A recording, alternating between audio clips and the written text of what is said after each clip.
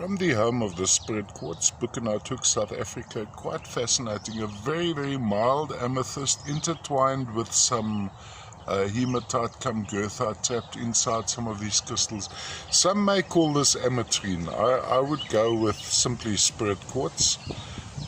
Telltale to this deposit, I think what we typically find, central quartz crystals surrounded by the smaller ones. Color concentration would be around the outside edges of the crystal, and that gets propagated right through. What I find quite fascinating about this one, so the base is over here, so it would stand like this, and we'd have it going around like that on the base. Now here, this big crystal constellation here would be central quartz crystals, yes, but they're not very much larger than the ones surrounding them. So the core would most likely, as you can see there, the core crystal, that would have been the old crystal, and then you had this blanket of tiny crystals going around it. Now these are some of the oldest quartzes on Earth, I believe.